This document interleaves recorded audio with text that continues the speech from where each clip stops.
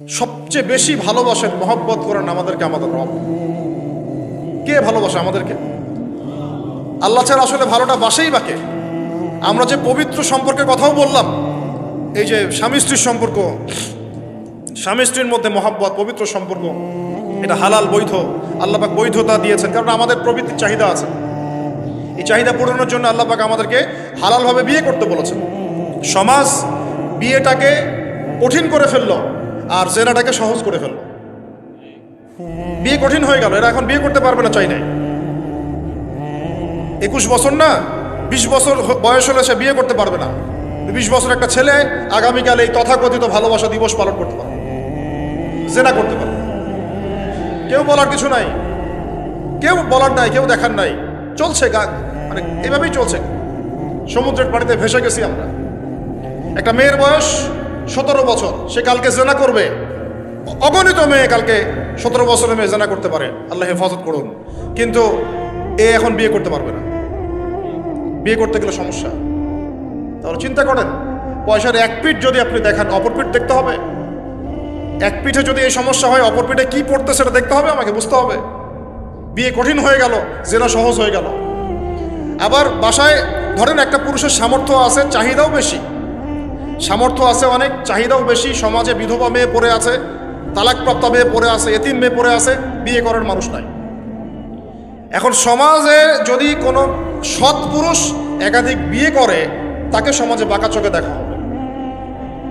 কিন্তু এই পুরুষে যদি বিয়ে না করে বাইরে আরো 10টা মেয়ের সাথে অকাম কুকাম করে, তাকে কিচ্ছু বলা হবে না। বলেছি আমি, কোরআন একদিকে, সুন্নত একদিকে, ইসলাম একদিকে, সমাজ, এই সমাজের তাকদির খারাপ। এভাবেই নবী সাল্লাল্লাহু আলাইহি ওয়াসাল্লাম পেরেশান ছিলেন কিভাবে সমাজের মানুষকে ফেরানো যায়। আজকে আমরাও পেরেশান। আল্লাহ পাক সবার আগে আমাকে ইসলাহ দান করেন, আমার পরিবারকে দান করেন, আমাদের প্রত্যেক দিনই ভাই বোনকে দান করেন এবং ইস্তেকামাত দান করেন।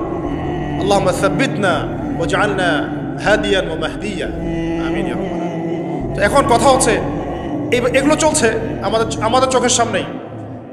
কিন্তু দেখেন প্রিয় ভাইয়েরা, আল্লাহ পাক শাস্তি বলেছেন 100 বেত্রাঘাত।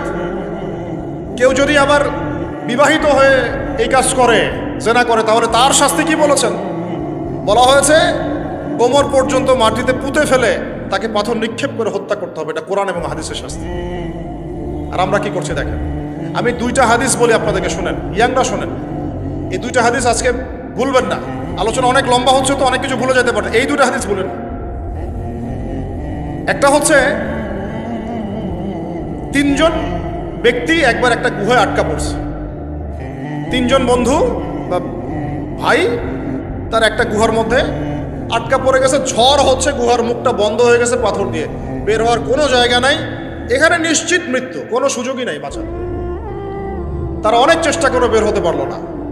শেষমেশ তারা বলছে যে আমাদের যদি কোনো নেক আমল থাকে, সেই নেক আমলের ওসিলা করে আল্লাহর কাছে দোয়া করি, আল্লাহ চাইলে আজকে আমাদেরকে বাঁচাতে পারে। একজন বলছে, আল্লাহ, আমার মা ছিল, পিতামাতা ছিল, তো মাকে আমি দুধ পান না করি আমার সন্তানদেরকে কখনো খাওয়াতাম না। একদিন গিয়ে দেখি যে মা ঘুমিয়ে গেছে, আমার বাচ্চারা কান্নাকাটি করছে, তবু আমি আমার বাচ্চাকে কান্না অবস্থায় রেখেছি, মাকে খাওয়াই নাই, ওদেরকে খাওয়াই নাই। আগে মাকে খাওয়াইছে, তারপর ওদেরকে খাওয়াইছে। আজকে ঘরে ঘরে মাদের সাথে কি আচরণ দেখেন, কি একটা অবস্থা দেখেন সমাজে, কি প্রজন্ম তৈরি করেছেন। মারা এখন বৃদ্ধাশ্রমে চলে যাচ্ছে। শিক্ষিত মা, তাই না? মায়ের পায়ের নিচে আপনার জান্নাত।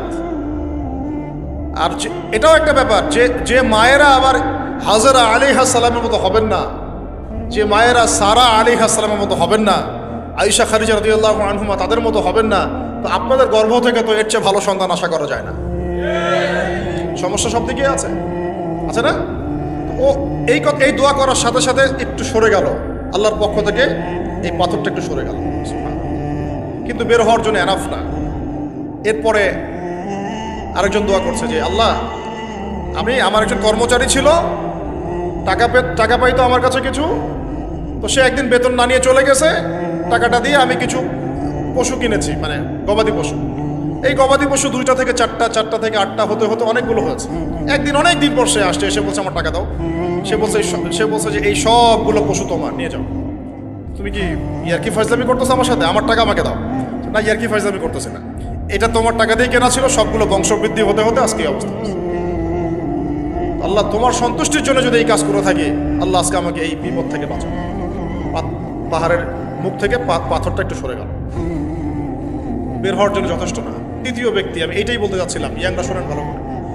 তৃতীয় ব্যক্তি সেজদায় পড়ে আল্লাহকে বলছে, হাত তুলে আল্লাহকে বলছে, আল্লাহ আমার একজন খুব সুন্দরী চাচাতো বোন ছিল, কাজিন, আমি তাকে পাইতে চাইতাম। বুঝেন না, পাইতে চাইতাম মানে কি? তাকে পেতে চাইতাম, অফার করতাম, সে রাজি হয় না হয় না হয় না।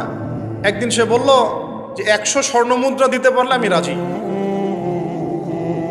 100 স্বর্ণমুদ্রা দিতে পারলে আমি রাজি। এখন তো এদেরকে স্বর্ণমুদ্রাও দেওয়া লাগে না, এমনিই রাজি নাকি? জেনা করার জন্য কি এমনিই রাজি? খালি একটু, আসলে সত্যি কথা বলতে কি, একটা মেয়ে যদি চায় যে আমি আমার ইজ্জত ধরে রাখবো, কোনো ছেলের ক্ষমতা নাই সেই ইজ্জত নষ্ট করে। এটাই সত্য কথা। আমার স্ত্রী এই কথাটা খুব মানে জোরালোভাবে আমাকে বলে, আমি যখন রাস্তায় হাঁটবো, আমি যদি চাই তাহলে কোনো ছেলে আমার কাছে ঘেঁষতে পারবে না, আমি সুযোগ দিলে তখন ঘেঁষতে পারবে। একটা মেয়ে যদি চায় যে একটা ছেলে আমার সাথে ইটিস পিটিস করুক, সে ছেলে করবেই করবে। একটা মেয়ে যদি চায় যে একটা ছেলে আমার পর্যন্ত আসতে পারবে না, আমি আমার ব্যক্তিত্ব গায়রত বজায় রাখবো, আমি ডিস্টেন্স মেনটেন করবো, আমি কোনো সুযোগ দিব না, ছেলে সুযোগ পাবে না কখনো। এত সহজ না। সর্বোচ্চ তখন কি করতে পারে, ধরে 10 জন মিলে ধরে ওকে জোর করে তার সাথে কিছু করতে পারে। ওরকম কিছু করলে তো আল্লাহর গজব নেমে আসবে। ওই যে সারা আলাইহিস সালামকে তুলে নিয়ে গিয়েছিলেন একটা বাদশা, মনে নেই আপনাদের? সারা আলাইহিস সালামকে একটা বাদশা এরকম উঠাই নিয়ে আসছে। আর সারা আলাইহিস সালাম সবচেয়ে সুন্দরী মেয়েদের একজন ছিলেন পৃথিবীর ইতিহাসে, ইব্রাহিম আলাইহিস সালামের স্ত্রী। তখন তিনি হাত বাড়াচ্ছে তার দিকে ধরার জন্যে, আর সারা আলাইহিস সালাম তখন বলছে, দাঁড়ান, আমাকে 2 রাকাত নামাজ পড়তে দেন। 2 রাকাত নামাজ পড়ে তিনি আল্লাহর কাছে হাত তুলে বলেন, আল্লাহ তুমি জানো আমি আমার সতীত্ব, আমার ইজ্জত, আমার সম্মান আমার স্বামী ছাড়া আর কারোর সামনে কখনো প্রদর্শন করি নাই। আজকে এই জালেমের হাত থেকে আল্লাহ তুমি আমাকে বাঁচাও। ওই দিকে ইব্রাহিম আলাইহিস সালাম নামাজে দাঁড়িয়ে গেছে। ওই জালেম বাদশা যখনই হাত বাড়ায়, হাত অবশ হয়ে যায়, মাথা ঘুরে পড়ে যায়। 3বার 4বার চেষ্টা করেছে, তারপর পারে নাই। শেষে বলেছে, তোমরা আমার কাছে কাকে নিয়ে আসছো, নিয়ে যাও আমার সামনে থেকে। পরে উল্টা হাজারা আলাইহিস সালামকে হাদিয়া সহ দিয়ে পাঠাই দিচ্ছে। একটা মেয়ে চাইলে তার ইজ্জত সম্মান এভাবে রক্ষা করতে পারে। তোমরা জেনায় ছেলেরা লিপ্ত করেছে কারণ তোমরা চেয়েছো বলেই করতে পারছো। তুমি ফিতনা না ছড়াতা, তুমি বেহায়ের মতো বাইরে বের না হতা, তুমি তোমার চুল খোলা না রাখতা, তুমি তোমার পোশাক ঠিক রাখতা, তোমার কথা ঠিক রাখতা, তোমার কথার মধ্যে মানে শক্তি রাখতা, মিষ্টি মিষ্টি প্রলোভন দিতা না, বাইকের পিছনে বসতা না, চটপটে ফুচকা খাইতা না, এখানে ওখানে আড্ডা মারতা না, কোনো ছেলে তোমার কাছে আসতে পারতো না। তোমরা এই কাজ করেছো, ছেলে আসতে পেরেছে। আপনারা তো কিছু হইলে ছেলেদেরকেই দোষ দেন। ছেলেরা তো এমনি আকর্ষিত হবেই। আমি একজন ছেলে হিসেবে বলতেছি, এটা না তো বিষয়টা। একটা ছেলের ফিতরত এটা, যে তার কাছে সবচেয়ে সুন্দর মনে হবে একটা মেয়েকে। এটা একটা ছেলের ফিতরত, স্বভাব ধর্ম, এটা চুম্বকের মতো আকর্ষণ করবে। আর এর উপর যখন আপনি এটাকে ফ্রি অ্যাক্সেস করে দিবেন, লাইসেন্স করে দিবেন, বেপর্দায় বের হবে, গায়ের জামা কাপড়ও ঠিক নাই, হ্যাঁ, তারপর কথাবার্তা মিষ্টি মিষ্টি প্রলোভিত টানতেছে, সিডিউস করতেছে, তখন তো একটা ছেলে মানে মিসগাইডেড হইতেই পারে, স্বাভাবিক। ছেলেরও দোষ আছে, কিন্তু অবশ্যই এখানে মেয়েরও দোষ আছে। আমরা তো অনেক সময় ঢাকা শহরে দেখি রাত 10টা 12টা বাজতেছে, আমরা মাহফিল করে যাচ্ছি, কোনোদিন বাসায় ফিরতে 1টা 2টা 3টাও বাজে, রাত 3টার সময় ছেলে মেয়ে বাইকে করে ঘুরতেছে ঢাকা শহরে। ওই মেয়েটার কি বাসায় বাবা নাই, ভাই নাই, কোনো স্বামী বা কেউ নাই, মাহারাম কেউ নাই? তো আমরা সুযোগ দিচ্ছি বলেই তো আমাদের ঘর পর্যন্ত ঢুকতে পারছে। সবার আগে মেয়েদেরকে শক্ত হইতে হবে। আর মেয়ের বাবা যারা, আমি তো নিজেও মেয়ের বাবা, আমরা বাচ্চাদের সাথে সময় কাটাই আর ভাবি যা কি যে হবে ভবিষ্যতে আল্লাহ ভালো জানে, কিভাবে মেয়েকে মানুষ করব, কিভাবে সতীত্ব রক্ষা করবে আমাদের মেয়েরা। যা চলতেছে অনেক মাদ্রাসার মেয়ে পর্যন্ত নষ্ট হয়ে গেছে। আপনারা জানেন না তো, আমরা জানি কথা। মাদ্রাসায় পড়ুয়া বহু মেয়ে নষ্ট হয়ে গেছে। যতদিন পর্যন্ত এদের হাতে মোবাইল ফোন ছিল না, ইজ্জত ঠিক ছিল। মোবাইল ফোনটা যখনই ঢুকেছে, ইজ্জত নষ্ট হয়ে গেছে বহু মেয়ের। আমি এরকম জানি, বলতে চাচ্ছি না। যাই হোক, ওই জায়গায় আসেন, ওই ছেলেটা তখন 100 স্বর্ণমুদ্রা অর্জন করেছে, কষ্ট করে আর্ন করেছে, যে আপনাদেরকে বলে যে নিজের পায়ে দাঁড়াও, তারপরে তোমার সাথে রাজি। সে অনেক কষ্ট করে 100 স্বর্ণমুদ্রা অর্জন করে মেয়ের কাছে গিয়েছে, চাচাতো বোনকে বলেছে যে স্বর্ণমুদ্রা নাও, এখন বলো তুমি রাজি না রাজি না। সে মেয়ে বলছে হ্যাঁ ঠিক আছে। তো এখন দুজনের মধ্যে যা হওয়ার তাই হচ্ছে, অ্যাডাল্ট আপনারা সবাই বুঝেন। কিন্তু এখন মূল যে কাজটা, স্বামী স্ত্রীর যে মূল মিলন, এই মিলনটা করার জন্যে সেই ছেলেটা বসছে। হাদিসের মধ্যে আসছে এভাবে, দুই পায়ের মাঝখানে বসে পড়ছে ছেলেটা, এখনই জাস্ট শুরু করবে। তখন ওই মেয়েটা বলে উঠছে যে হে আল্লাহর বান্দা, আল্লাহকে ভয় করো, আমি আমার সতীত্ব কখনো নষ্ট করি নাই, তুমি আল্লাহকে ভয় করো। এই কথাটা যখনই বলছে তখন ওই ছেলের মনের মধ্যে এমনভাবে একটা রিয়াকশন জন্ম নিয়েছে, আল্লাহর পক্ষ থেকে এমন একটা নূর আর হেদায়েত চলে আসছে, ওই অবস্থা থেকে ছেলেটা উঠে চলে গেছে এবং স্বর্ণমুদ্রাও দিয়ে দিছে যে স্বর্ণমুদ্রাও আমার দরকার নেই, যা। এবার সেই গুহার মধ্যে বন্দী অবস্থায় আল্লাহর কাছে হাত তুলে দোয়া করতেছে, আল্লাহ তুমি যদি জানো ওই কাজটা আমি তোমার সন্তুষ্টির জন্য করেছিলাম, আজকে আমাকে এই সাক্ষাৎ এই মৌতের হাত থেকে বাঁচাও। সাথে সাথে এই পাথর সরে গেছে। এই হাদিসটা আমি এই কারণে বললাম, যদি আপনি আমি জেনা থেকে বেঁচে থাকতে পারি, ইনশাআল্লাহ তাআলা আল্লাহ পাক সাক্ষাৎ মৃত্যুর মতো এই আযাব থেকেও, বিপদ থেকেও আল্লাহ বাঁচাতে পারে। এটা একটা হাদিস, সবাই মনে রাখবেন। দ্বিতীয় একটা বলি, এটা আমাদের সব বিবাহিতদের জন্য। আজকে তো বিবাহিতরাও অভাব নাই।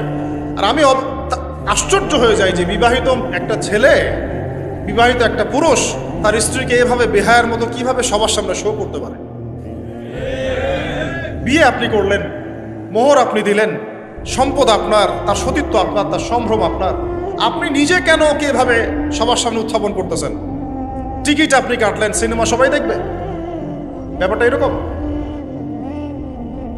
কি অবস্থা! আবার কোনো কোনো ঘরে দেখা যায় স্বামীরা কন্ট্রোল করতে চাচ্ছে, কিন্তু মেয়ে ওই স্ত্রী কন্ট্রোলে থাকতে চায় না।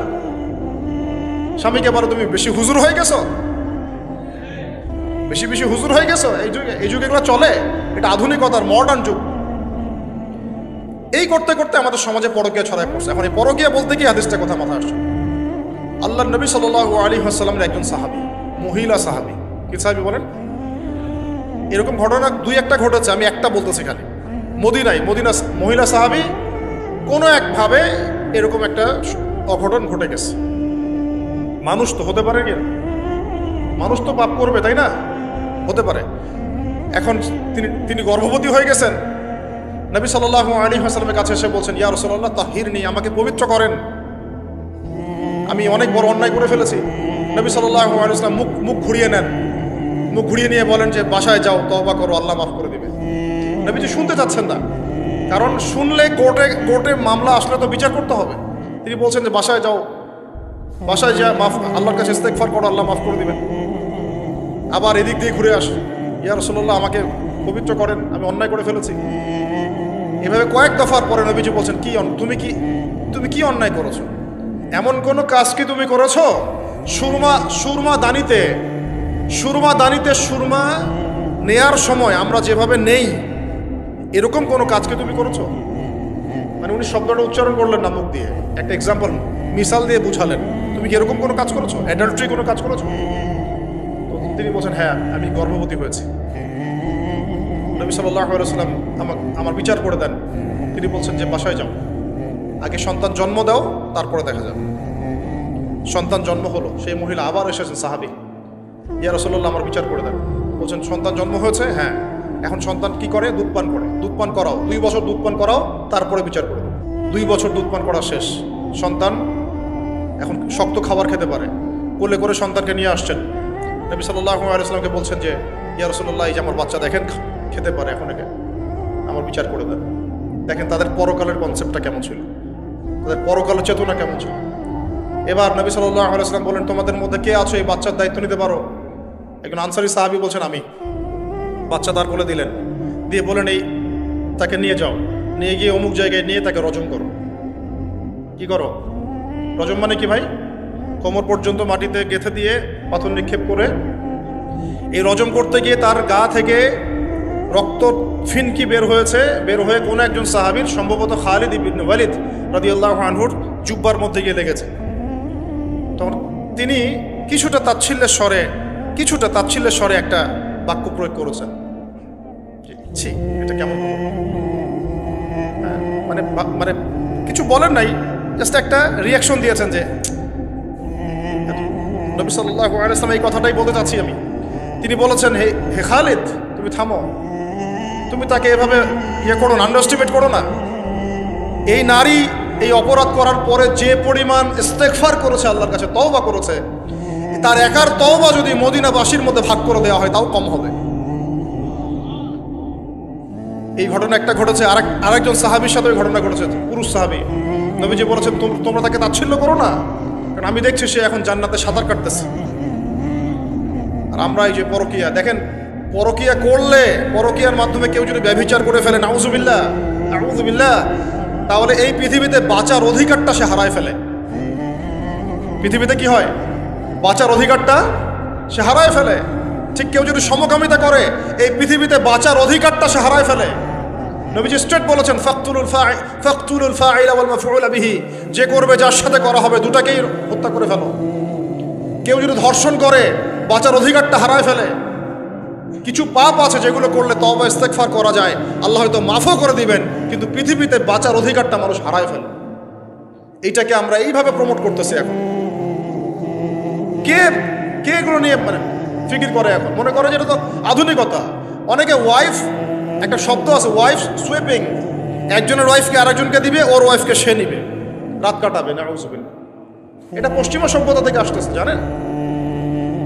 চোখ কান খোলা রাখেন। আমরা নিজের অনেক বক ধার্মিক সাজার চেষ্টা করতেছি, কিন্তু সমাজটা নষ্ট হয়ে যাচ্ছে। এটাকে সংস্কার করার দায়িত্ব আমাদের। এর উপরে তো আবার বাণিজ্য আছে, মানে এটা তো বাণিজ্যিক একটা প্ল্যাটফর্ম হয়ে গেল। যত বেশি পারো বাণিজ্য করো।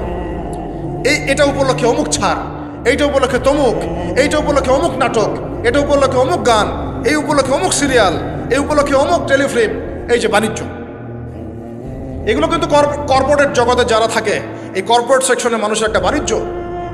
একটা দিবসকে উৎসব কেন্দ্র করে বিশাল একটা বাণিজ্য করে আপনার ঈমান আমার কোথায় যায়? যা কোর পকেটে টাকা আসলে হই।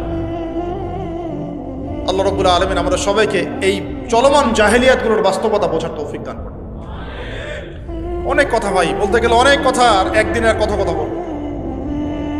আমরা দোয়া করি আল্লাহ পাক কক্সবাজার এলাকায় এমন একটা দিনের মার্কাজ আমাদেরকে করার তৌফিক দান করেন, যেখান থেকে ইনশাআল্লাহ দিনের আলো পুরা কক্সবাজার সহ পাহাড়ি পার্বত্য এলাকা ছড়িয়ে পড়বে। সমাজ সংস্কার না করতে পারলে আমরা বাঁচতে পারবো।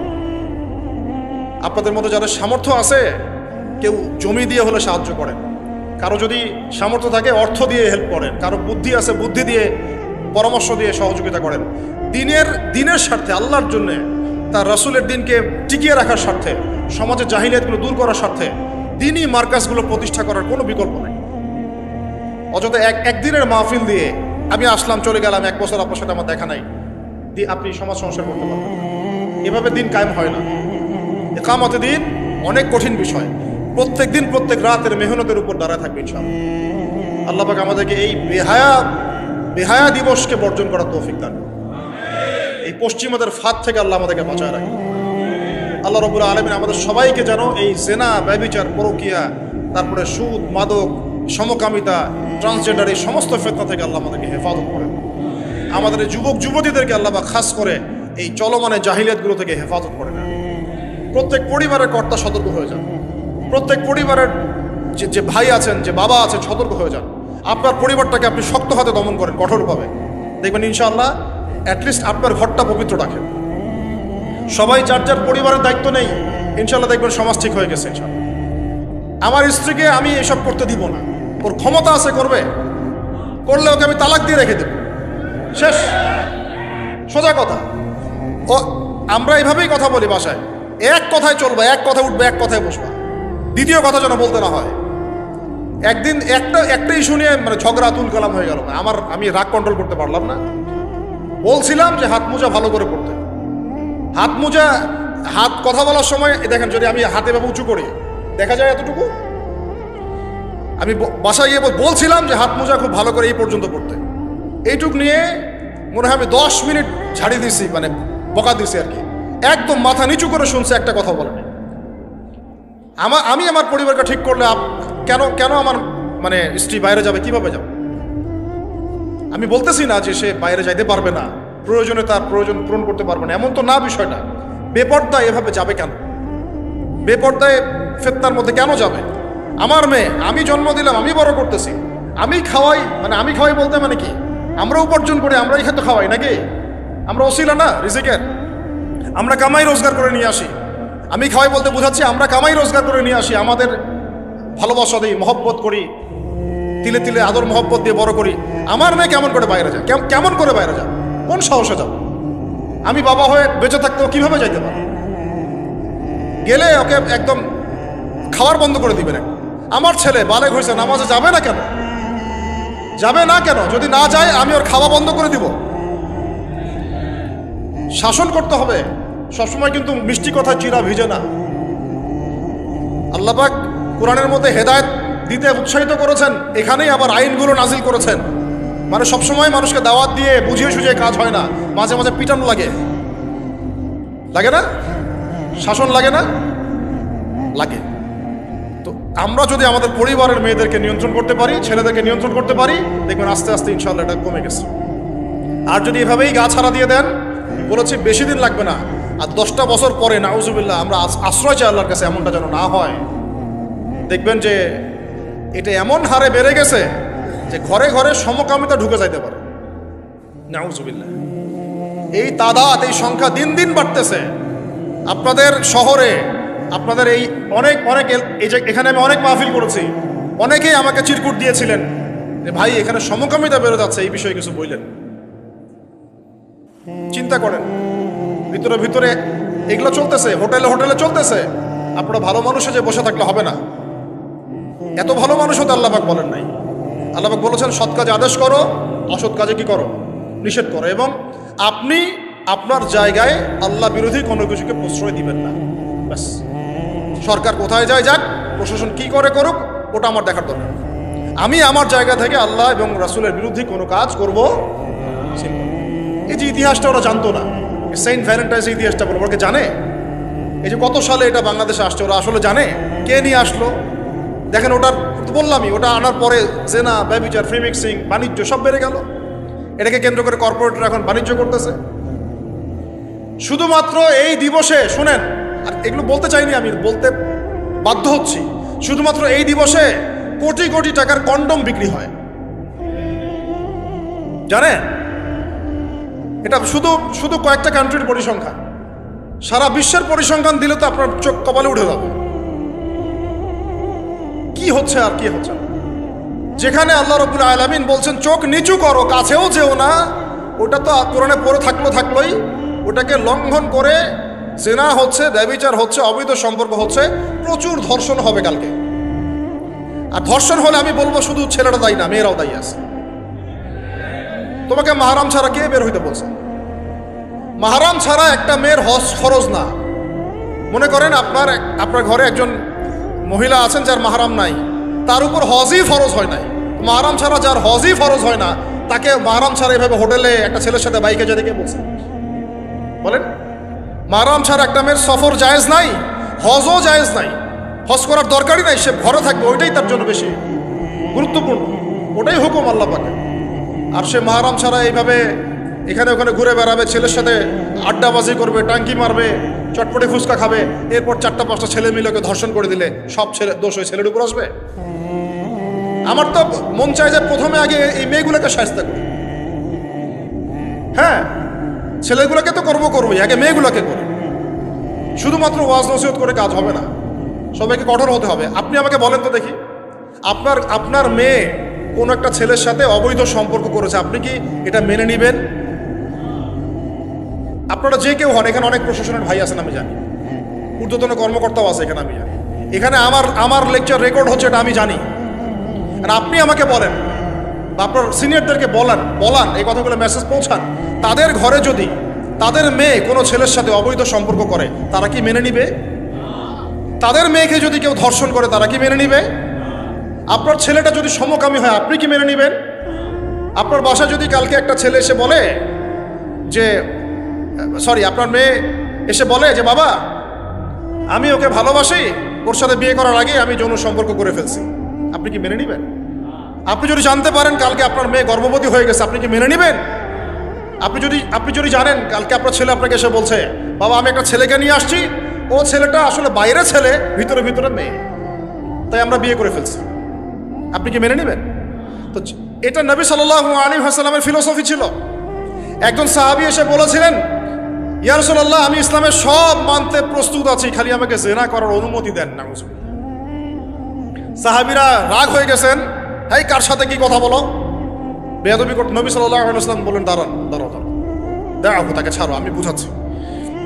নবীজি তখন বললেন, দেখো তুমি যে প্রস্তাবটা আমাকে দিলা, ইসলামের সব তোমার ভালো লাগে, কিন্তু জিনা করতে চাচ্ছ, তো এখন বলো তো দেখি, তোমার মায়ের সাথে কেউ যদি এমন করে তুমি কি রাজি হবা? সে বলছে না। তোমার খালার সাথে করলে না, তোমার বোনের সাথে না, তোমার স্ত্রীর সাথে না। তাহলে যেটা তুমি অন্যের ক্ষেত্রে চাচ্ছ না, পছন্দ করো না, সেটা কেন তুমি তোমার ক্ষেত্রে চাচ্ছ? এভাবে চিন্তা করলে আমাদের আর কথা বলার দরকার আছে? আল্লাহ পাক আমাদের সবাইকে কথাগুলো বোঝার তৌফিক দান করেন। এখন শেষ করে দিচ্ছি এই পয়েন্ট থেকে। দেখেন, আমাদেরকে সবচেয়ে ভালোবাসেন আমাদের রব আল্লাহ। সত্যিকারের ভালোবাসার ডেফিনেশনটা হচ্ছে যে আপনি নিঃস্বার্থভাবে কাউকে ভালোবাসেন। আমাদের আশপাশে যারা আছে, যারা হালাল, ইভেন হালাল, আমার মা, আমার বোন, আমার বাবা, আমার স্ত্রী, আমার ছেলে, আমার মেয়ে, এদেরও যদি কখনো স্বার্থে আঘাত পড়ে, দেখবেন সেও আপনার পাশ থেকে সরে যাচ্ছে। এমন হয় নাই কখনো? আপনার বন্ধু, আপনার ব্যবসার পার্টনার, আপনার বস, আপনার কলিগ, ওদের স্বার্থে আঘাত হলে ওরাও সরে যাচ্ছে পাশ থেকে, জিগরি দোষ সরে গেল পাশ থেকে, হয় না এমন? ভালোবাসা দুই প্রকার। বলেন কয় প্রকার? আমার সাথে বলেন, এখানে শেষ করে দিব 10টা মিনিট। ভালোবাসা কয় প্রকার?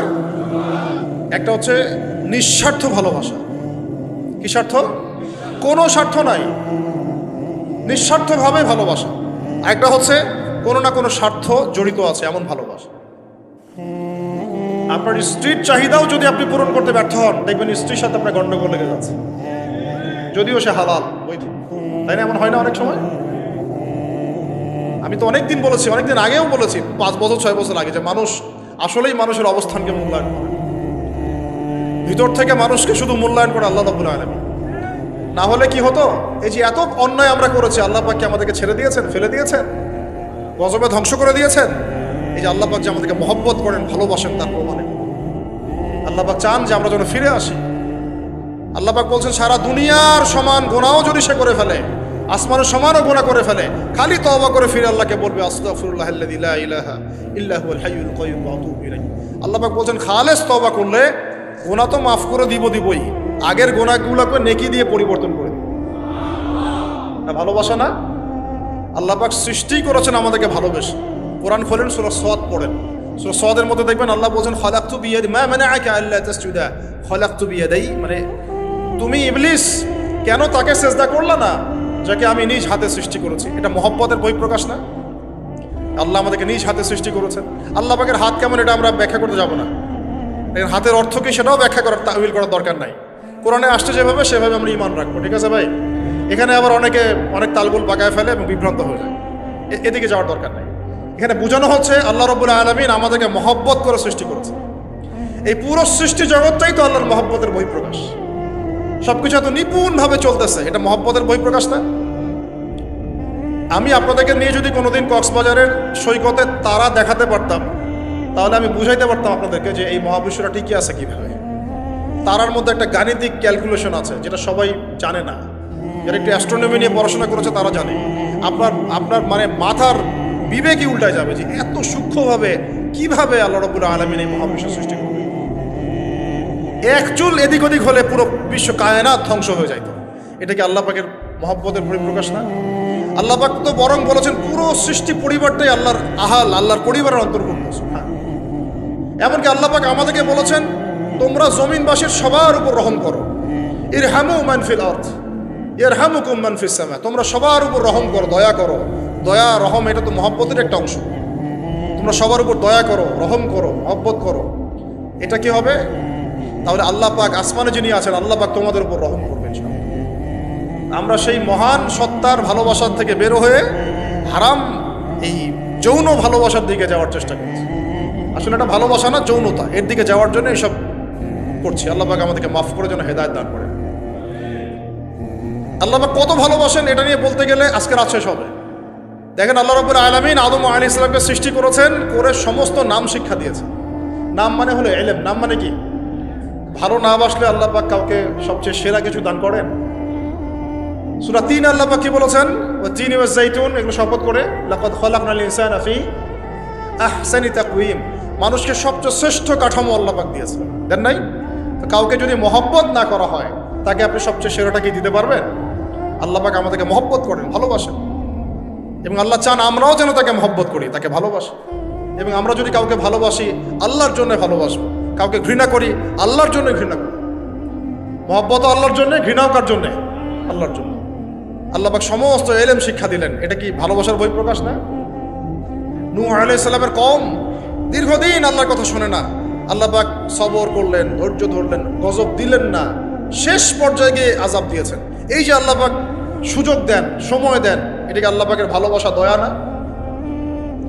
এরকম প্রত্যেকটা কওমের ক্ষেত্রে হয়েছে। আমি তো ফিল করলাম এই ভালোবাসা নিয়ে ঘাটাঘাটি করতে গিয়ে, যে আসলে আল্লাহ পাক যে আমাদেরকে সবচেয়ে বেশি মহব্বত করেন, তার সবচেয়ে বড় নিদর্শন কি জানেন? আমাদের কাছে আল্লাহ রাব্বুল আলামিন আল কোরআনের মতো কিতাব নাজিল করেছেন, আর আমাদেরকে আল্লাহ পাক নবী মুহাম্মদ সাল্লাল্লাহু আলাইহি ওয়াসাল্লামের উম্মত বানাইছেন। আল্লাহ পাক যে নবী মুহাম্মদ সাল্লাল্লাহু আলাইহি ওয়াসাল্লামকে এই দুনিয়াতে পাঠিয়েছেন না, এটাই সবচেয়ে বড় মহব্বত, সবচেয়ে বড় রহমত। কারণ তার সুন্নতে এমন কিছু নাই যেটা আপনি খুঁজে পাবেন না। আর তিনি আমাদেরকে যে মহব্বত করতেন, মুহাম্মদ সাল্লাল্লাহু আলাইহি ওয়াসাল্লাম আমাদেরকে যে মহব্বত করতেন, তিনি আমাদেরকে বলতেন যে আমরা তার ভাই। আমরা তার কি ভাই? মানে কি মায়ের পেটের ভাই? এটা বোঝানো হয় না। একটা হাদিসে তিনি বলেছেন, আমি তো পিতৃতুল্য। তার মানে কি সত্যি সত্যি বাবা সন্তানের সম্পর্ক? রুহানি পিতা। তিনি কি ইমাম নন? তিনি ইমাম, তিনি নেতা, তিনি আমাদের শিক্ষক, তিনি নবী। তো তিনি আমাদেরকে যে মহব্বত করতেন, তিনি একদিন বলছিলেন নবী সাহাবীদের সামনে, কাশ আমি যদি আমার ভাইদেরকে দেখতে পেতাম। সাহাবীরা বলছেন, ইয়া রাসূলুল্লাহ, আমরা কি আপনার ভাই না? তখন নবীজি বলছেন, না, তোমরা আমার সাহাবী। আমার ভাই তারা যারা আমাকে না দেখেই আমার প্রতি ঈমান নিয়ে আসবে। প্রত্যেক নবীকে আল্লাহ পাক একটা দোয়া করার চান্স দিয়েছে। কয়টা ভাই? এমন একটা দোয়া যেটা করলে আল্লাহ পাক কবুল করবেনই করবেন। করলে আল্লাহ পাক কি করবেন? অবশ্যই কবুল করবেন। নবী সাল্লাল্লাহু আলাইহি ওয়াসাল্লাম বলছেন যে সমস্ত নবী এই দোয়াটা পৃথিবীতে করে ফেলেছে, আমি এই দোয়াটাকে মুলতবি রেখেছি যে কাল কিয়ামতের মাঠে আমি আমার উম্মতের জন্য সুপারিশ করব। এবং নবী সাল্লাল্লাহু আলাইহি ওয়াসাল্লামের সুপারিশে বহু কবিরা গুনাহগার মুসলমান যারা জাহান্নামের ফয়সালা হয়ে গেছে, তাদেরকে আল্লাহ পাক কিছুটা শাস্তি ভোগ করালে হলেও আবার জান্নাতে নিয়ে আসবেন। তো তিনি আমাদেরকে মহব্বত করেন না? করতেন না? চিন্তা করেন, তাহলে আমরা তার দিনকে কি মহব্বত করলাম? আমরা তার হুকুম হাকামের বিধিবিধান সুন্নতের কি মহব্বত করলাম? চিন্তা করেন। একটা হাদিসে নবীজি স্পষ্ট করে বলছেন, এটা আমাদের জন্য একটা কষ্টি পাথর। এটা একটা কি কষ্টি পাথর। তিনি বলছেন, লা ইউমিনু আহাদুকুম, তোমাদের মধ্যে কেউ মুমিন হইতে পারবে না। কি হইতে পারবে না? মানে প্রকৃত মুমিন হইতেই পারবে না তোমরা। হে আমার উম্মত, তোমাদের মধ্যে কেউ প্রকৃত মুমিন হইতেই পারবে না যতক্ষণ না হাত্তা আকুনা আহাব্বা ইলাইহি মিন ওয়ালিদিহি ওয়ালাদিহি ওয়ান নাসি আজমাইন, যতক্ষণ না আমি মুহাম্মদ সাল্লাল্লাহু আলাইহি ওয়াসাল্লাম তোমাদের কাছে নিজের কি সন্তান, নিজের বাবা মা এবং সমস্ত মানব জাতির থেকে বেশি প্রিয় না হচ্ছে। হাদিসটা আবার বলি, নবীজি বলছেন, কেউ ততক্ষণ পর্যন্ত প্রকৃত মুমিন হতে পারবে না যতক্ষণ না আমি মুহাম্মদ সাল্লাল্লাহু আলাইহি ওয়াসাল্লাম তার কাছে তার সন্তান, তার পিতা, এমনকি সমস্ত মানব জাতি থেকে বেশি প্রিয় না হচ্ছে। আর আমরা যারা আগামীকালকে এইটার প্রিপারেশন নিয়েছি, আসলে কি আমাদের কাছে নবী প্রিয় বেশি না আমাদের দুনিয়ার স্বার্থ বেশি প্রিয়? যারা এগুলো করবে তাদের কাছে কি সত্যিই নবী প্রিয়? তাহলে তারা করতে পারতো না। যদি নবী আমাদের কাছে সবচেয়ে বেশি প্রিয় না হয়, আমরা মুমিন হতে পারছি না। আর যাদের কাছে নবী প্রিয়, তারা কখনো এমন হারাম কাজে যেতে পারবে না। যারা যাচ্ছে তারা কখনোই নবীকে ভালোবাসে না, কোশ্চিন কালেও না। শোনেন, উমর রাদিয়াল্লাহু আনহুর নাম শুনেন নাই? বললে অনেক কথা ভাই, অনেক কথা, কোনটা রেখে কোনটা বলি। উমর রাদিয়াল্লাহু আনহু একদিন এসে বলছেন, খলিফাতুল মুসলিমিন, মুসলিমদের তিনি খলিফা, জান্নাতের সুসংবাদপ্রাপ্ত 10 জন সাহাবীর একজন। জান্নাতের সার্টিফিকেট পেয়েছেন পৃথিবীতে কয়জন সাহাবী? একটা হাদিসে একসাথে 10 জন, ওই 10 জনের অন্যতম একজন, যিনি এমন শাসন ব্যবস্থা পৃথিবীতে প্রতিষ্ঠা করেছিলেন যার মতো মিসাল এখন পর্যন্ত পৃথিবীতে আর দেখা যায় নাই। একটা হাদিসে আসছে, যে রাস্তা দিয়ে ওমর হাঁটে ওই রাস্তা দিয়ে শয়তান হাঁটে না। কি বুঝলেন? শয়তান যদি দেখে ওই যে ওমর, ও আর ওই যাবে না ওই রাস্তা। এই হচ্ছে ওমর ইবনুল খাত্তাব। আমার পরে কোনো নবী নাই, নবীজি বলছেন আমার পরে কোনো নবী নাই, লা নবী বাদি, আমার পরে কোনো নবী নাই। যদি হতো তাহলে ওমর হতো, যদি হতো তাহলে ওমর হতো। অন্য একটা হাদিসে আসছে, আমার পরে কোনো নবী নাই, তবে তুমি আমার, এটা অন্য সাহাবী সম্পর্কে, আলী ইবনে আবি তালিব সম্পর্কে, তুমি আমার জীবনে তেমন, মূসার জীবনে হারুন ছিল যেমন।